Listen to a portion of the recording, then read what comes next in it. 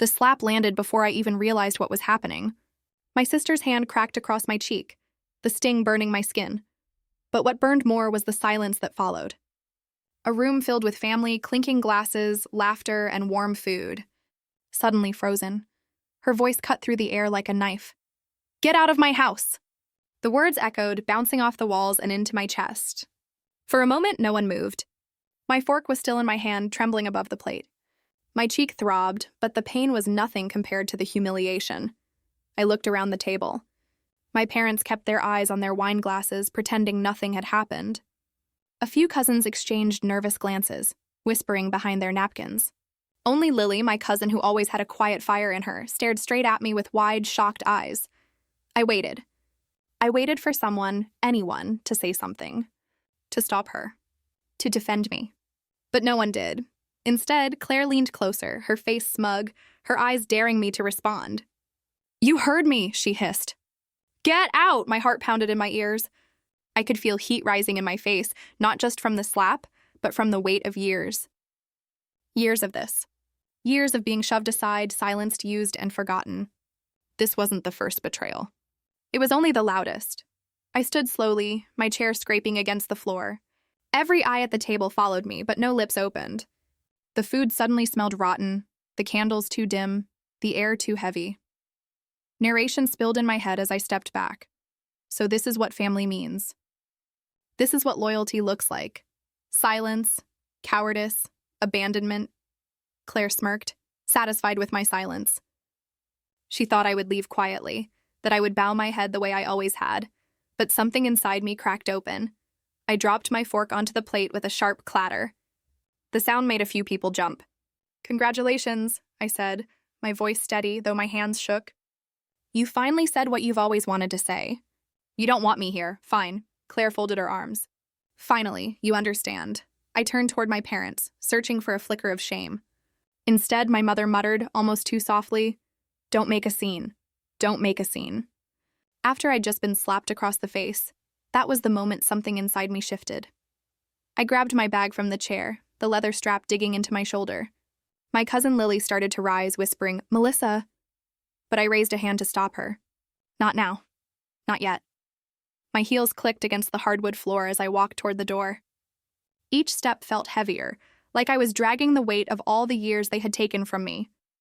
The laughter that once filled this house, the holidays I had cooked for, the nights I had spent cleaning their messes, it all pressed down on me like chains. I opened the door, the cool night air rushing in, sharp and freeing. For a second, no one moved, no one spoke. Then behind me, Claire's voice rang out again. "Good riddance." I froze. My hand tightened on the doorknob, and for a heartbeat, I almost turned back. Almost. But then I realized that's what she wanted. Another fight. Another scene. Another chance to make me look small. So instead, I whispered to myself, a promise no one else could hear. That night, I realized I wasn't just leaving the house. I was leaving my old self behind, and I stepped into the darkness, the door slamming shut behind me. People often think wounds begin in one sharp moment, but mine started long before the slap. They started in childhood, tiny cuts that never healed. I remember being 8 years old, standing in the kitchen with a broom twice my size. My small hands gripped the wooden handle, sweeping crumbs under the table while my sister Claire lounged on the couch, her legs draped over the armrest as if she were royalty. "Melissa, hurry up with those floors," my mother snapped from the stove. I looked at Claire, waiting, hoping she would be given something, anything to do. Instead, Mom turned to her with a smile. "Claire, sweetheart, would you like some cocoa?" I wanted to scream. I wanted to throw the broom down. But I didn't. Because even then, I knew my protests meant nothing. The unfairness followed me everywhere. When guests came over, Claire was paraded out in her best dress, her hair curled like a doll. "This is our Claire," my father would beam. "She's our star, and me? I was the shadow. The girl in the kitchen fetching plates, making sure no one's glass ran empty. One memory burns sharper than all the rest. It was Thanksgiving. Aunts, uncles, cousins, all gathered around the long wooden table. Claire sat at the center, basking in attention as everyone praised her latest piano recital. I carried a heavy tray of dishes, my arms trembling under the weight. "Careful, Melissa," Claire sang out sweetly, her eyes glinting with mischief. Don't drop it like last time. Laughter rippled through the room. Real cruel laughter. My cheeks burned. My throat ached. I wanted to disappear. The tray wobbled in my hands, and one of the glasses tipped over, spilling juice across the tablecloth. Gasps filled the room. My mother's eyes narrowed. "Melissa," she hissed, "why can't you be more careful?" And then the dagger, Claire's giggle. She's just clumsy. Always has been. I looked around, silently begging someone to defend me. An aunt, a cousin, even my father. But no one said a word, not one. They let me stand there in humiliation, a child blamed for a mess while my sister grinned like she'd won a prize. That night, lying in bed, I whispered into the darkness, "Why only me?" The walls had no answer. My pillow caught my tears. That was when the seed of unfairness lodged itself deep inside me. A seed that would grow year after year until one day it would break through the surface like wildfire. By the time I was a teenager, the pattern was carved into stone. Claire was the golden child. I was the workhorse. I started working part-time jobs as soon as I was old enough, folding clothes at the mall, bagging groceries at the store down the street. I told myself it was independence, that saving my own money would free me one day. Meanwhile, Claire lived a different life entirely. She joined the school soccer team, went to parties every weekend, and floated through high school like she was born to shine. My parents bragged about her trophies, her friends, her popularity. And me? Every report card I brought home, every glowing review from a boss, was met with the same dismissive shrug. "That's nice, Melissa," my father would say, already turning toward Claire. My mother added, "Nothing special. Claire just won another medal." Now that's an achievement. I learned to smile through it. To act as if their words didn't sting. But each time, a little more of me chipped away. It wasn't just my parents. Extended family joined in too. Aunt Margaret, my mother's sister, was the worst of them all. She had a sharp tongue and a sharper eye for weakness. At every gathering, she'd look me up and down with that smirk. "Melissa, still working at that little shop? When will you do something important?" She'd ask loudly, making sure everyone heard. I wanted to disappear, but instead I forced out a smile. "I'm saving for college," she waved a hand dismissively. "College? Sweetheart, not everyone's cut out for success. Some people are meant to support others." Her eyes flicked to Claire, who sat preening in her latest dress. The words sliced me open. Support others? As if I was born to carry, not to live. That night, I sat on the edge of my bed with a blank notebook in my hands. My chest ached with all the things I couldn't say aloud. So I wrote them down. I wrote about every chore, every insult, every time my parents turned away. I wrote about Claire's smirk, Aunt Margaret's cutting remarks, my mother's cold eyes. I poured myself into those pages because they were the only place I could exist without being erased.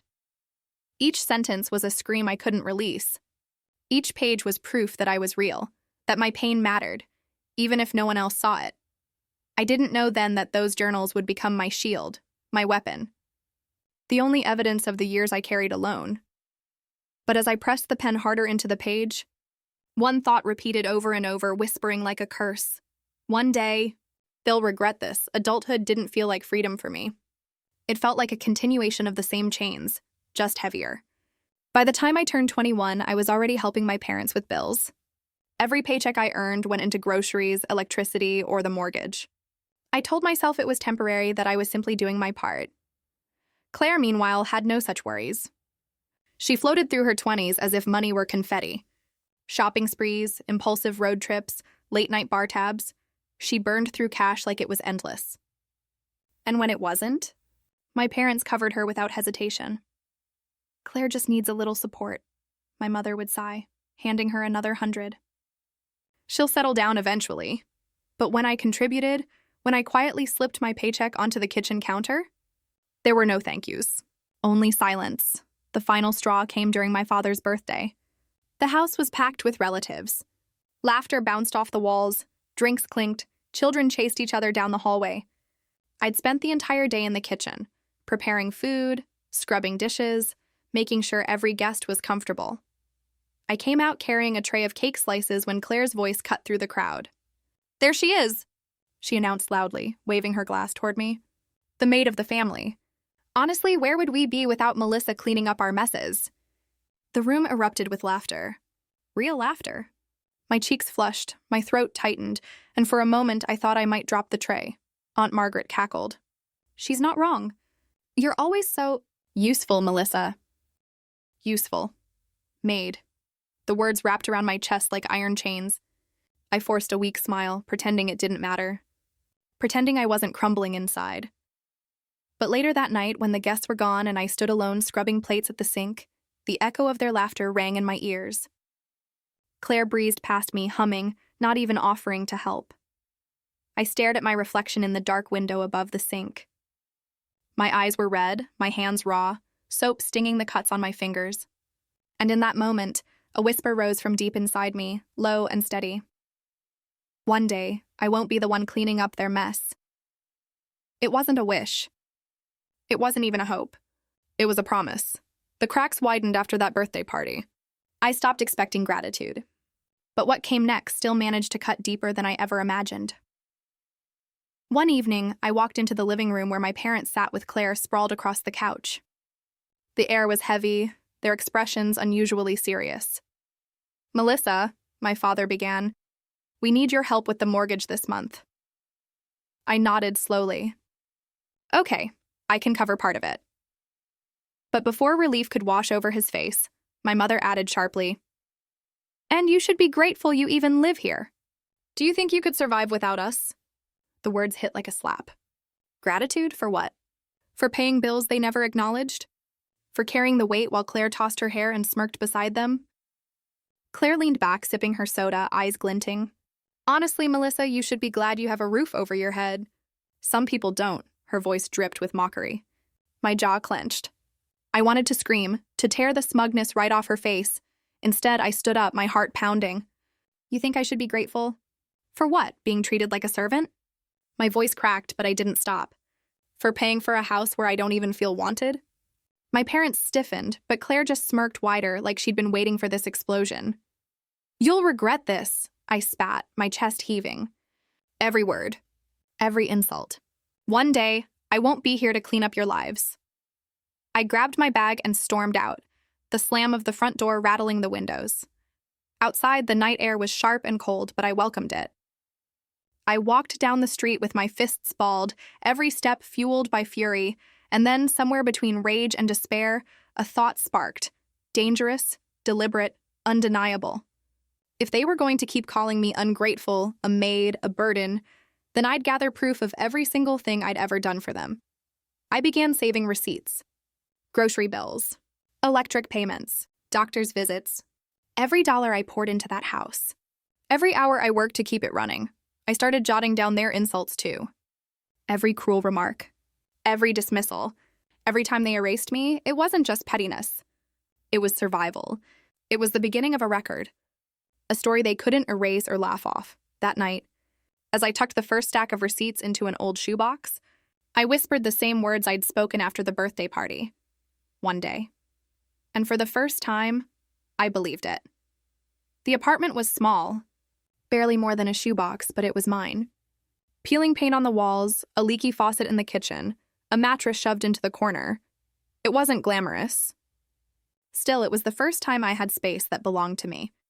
I worked long hours at a diner down the street, waiting tables during the day and washing dishes late into the night. My uniform always smelled like grease, and my feet ached so badly I'd collapse into bed without even undressing. But there was no one to call me lazy. No one to demand I hand over my paycheck, yet loneliness had a way of sneaking in. I'd sit by the single window at night, staring at the streetlights flickering below, and wonder if I'd made a mistake. No laughter, no voices, just silence. And silence could feel heavier than any insult. One night, I caught my reflection in the cracked bathroom mirror. My face was pale, dark circles hollowing my eyes. For the first time in years, tears poured down my cheeks, hot and unrelenting. I gripped the sink, shoulders shaking. "Why am I doing this?" I whispered, barely able to hear my own voice. The answer came from somewhere deep within me, quiet but unshakable. Because I don't need them to survive. The words surprised me. They cut through the sobs like a blade, grounding me. My reflection blurred, but I held my gaze anyway. Broken, yes. Exhausted, absolutely. But still standing. That night, I wiped away the tears and made myself a promise. I'd never crawl back to them. If they wanted me weak, I'd starve before I gave them that satisfaction. Foreshadowing sparked in the dim light of my bathroom mirror. Survival wasn't enough. One day, I'd make sure they knew exactly what they'd thrown away. It didn't take long for gossip to reach me. Families like mine thrived on whispers, and word spread faster than wildfire. Claire, the golden child, wasn't so golden anymore. Her marriage was cracking, splintering under the weight of her own selfishness. Neighbors whispered about screaming matches, police sirens outside her house, late-night arguments that woke the street. Her finances weren't faring much better. The credit cards she used so freely had finally caught up to her. Bills piled up. Collection notices appeared. But every time I heard about it, my parents smoothed it over with the same tired excuses. She's just going through a rough patch, my mother insisted. She'll bounce back, my father added. The same words they never gave me. For the first time, though, I didn't feel envy. I felt vindication. The world was finally catching up to Claire, and I didn't need to lift a finger. Still, I listened carefully. Neighbors dropped hints. A friend at the bank whispered about late payments. Even distant cousins rolled their eyes when Claire walked into a family gathering, overdressed but crumbling beneath the surface. I started keeping track, quietly, deliberately. Every rumor, every slip of information, every time I saw her facade crack, I wrote it down.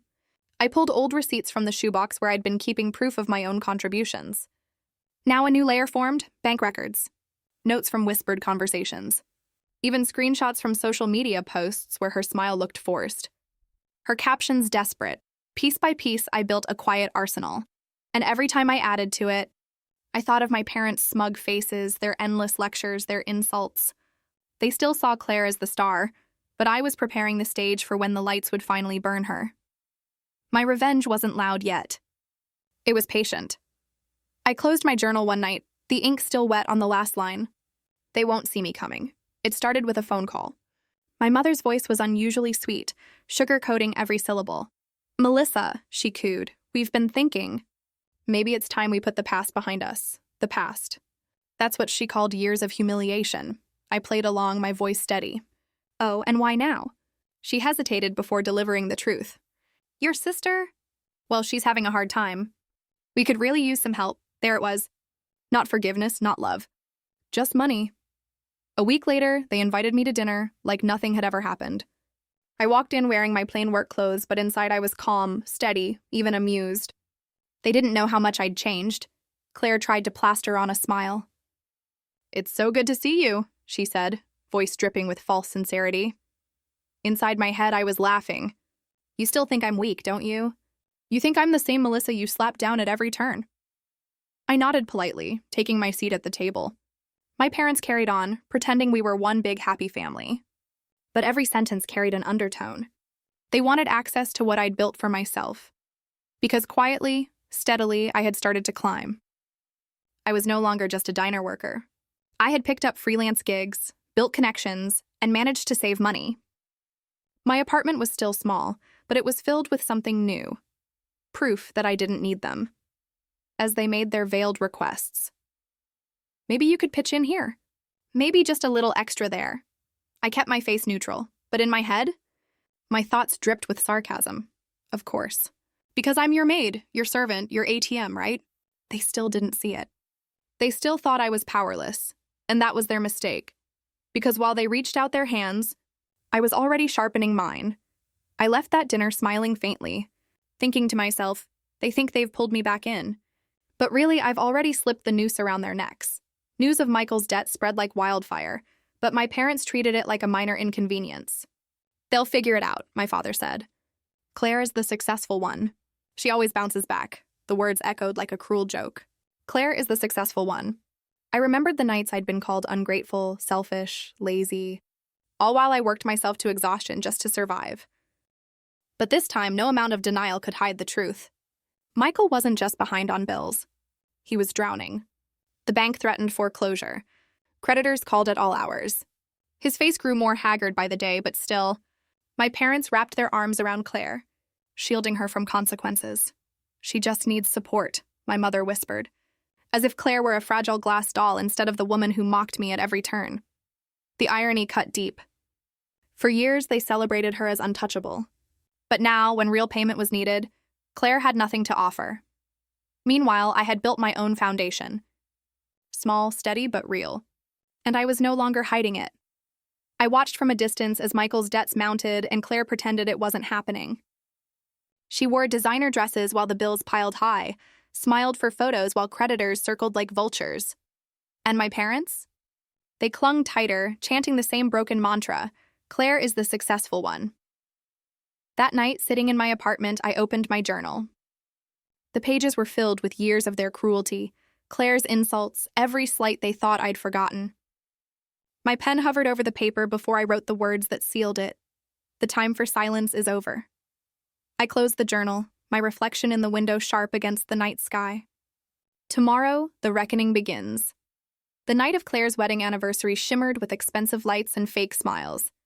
The ballroom was draped in gold, tables stacked with champagne flutes and roses. Guests in glittering gowns and tailored suits filled the room, buzzing with admiration for the perfect couple. I walked in quietly, dressed in a simple black dress.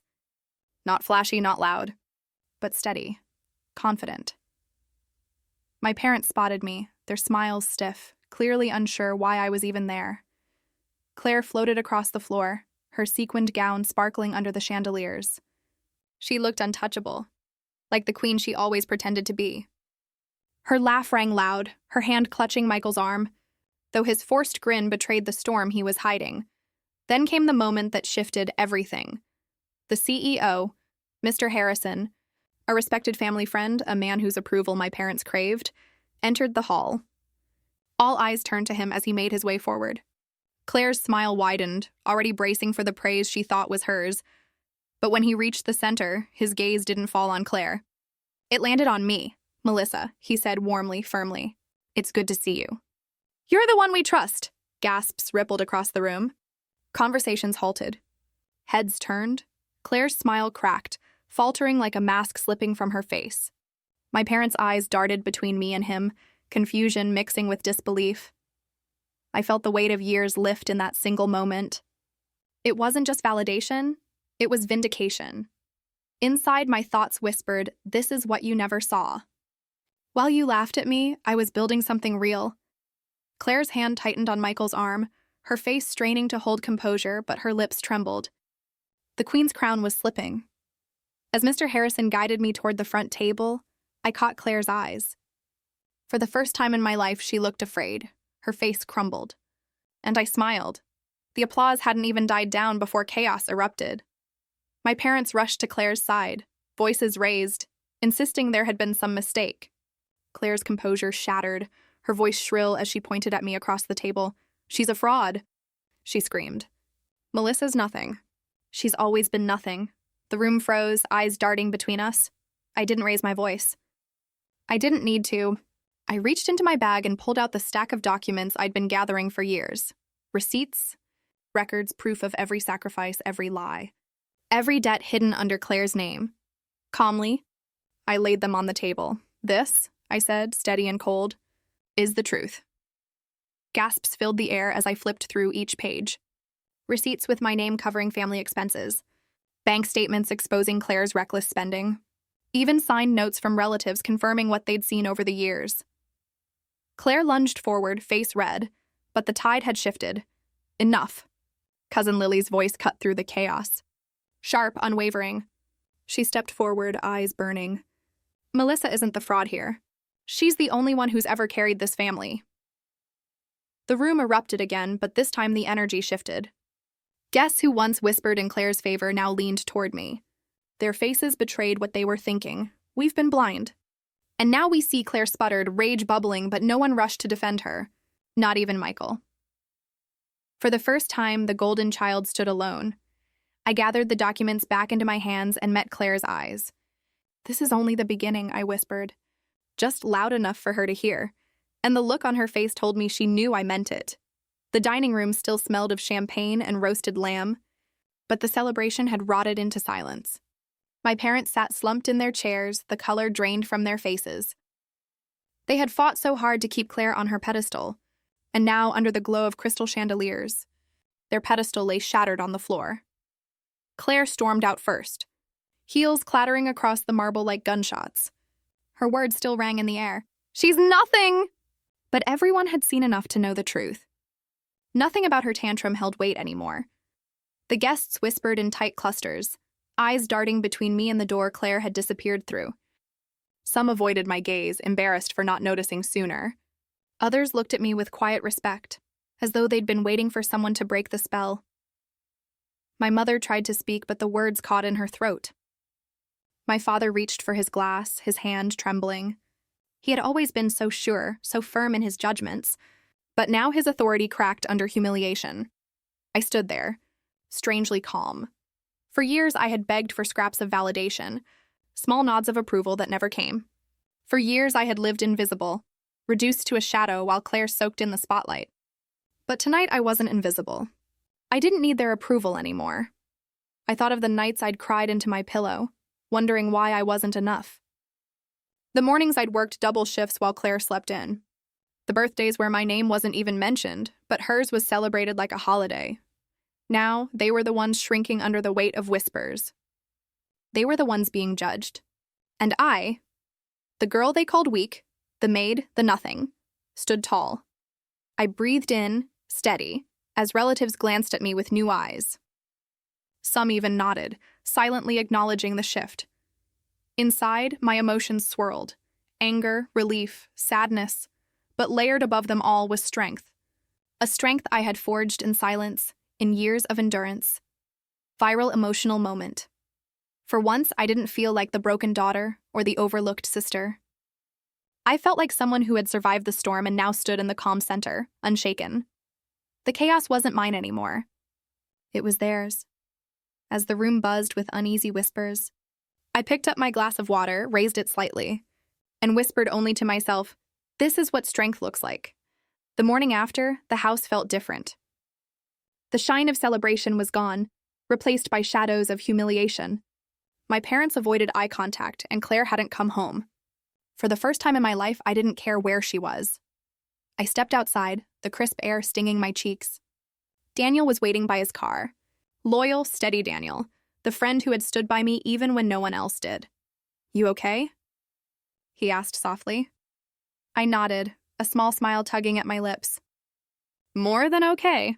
We walked together, the gravel crunching under our feet. For once, I didn't feel heavy. I felt lighter, as though 1,000 invisible chains had finally snapped. Daniel broke the silence. "That took courage, Melissa. Most people would have folded." I let out a breath, my voice calm but firm. "Justice doesn't always come in courts. It comes in truth." He looked at me, eyes shining with respect. That was the viral line, the one that had been waiting in my chest for years. We reached the end of the driveway, where the family's mansion loomed behind us like a crumbling empire. I didn't glance back. There was nothing left for me there. For years, I had been their scapegoat, their stand-in maid, their emotional punching bag. But walking away with Daniel beside me, I realized I didn't need their recognition anymore. I had my own strength. My own truth. And in that truth, I was finally free. As Daniel opened the car door for me, I slid in, whispering under my breath, "This is the first day of my real life." Weeks passed. The chaos of that night faded, but the ripples spread far. Neighbors whispered about Claire's meltdown. Relatives replayed the drama in hushed tones at every gathering. My parents kept to themselves, their shame too heavy to face the world. And me? I breathed easier than I ever had. I spent mornings with coffee by the window, writing in the journal that had once been filled with pain. Now, I wrote about resilience, about freedom, about life beyond betrayal. The entries no longer bled anger, they carried hope. Daniel and I grew closer, not in a dramatic, sweeping way, but in the quiet loyalty of shared strength. He reminded me that family isn't always blood. Sometimes it's the people who choose to stand with you when the world falls apart. One evening, I returned to the old house to collect the last of my things. The walls felt smaller, suffocating. But I didn't feel trapped anymore. I felt detached, stronger. Betrayal hadn't destroyed me. It had forged me. Standing in my old room, I whispered to my reflection, "You survived. And more than survived, I had transformed." At dinner one night with Daniel and Lily, laughter filled the air. The kind of laughter that felt real, untainted by manipulation. It struck me then, I had created my own family. One built on truth, not lies. One that lifted me instead of burying me. Viral poetic closure. They once told me I wasn't enough. Today, I am more than they'll ever be. As I spoke the words aloud, I felt the final chains of my past fall away. The story wasn't just about revenge anymore. It was about becoming whole, and this time, the ending was mine to write.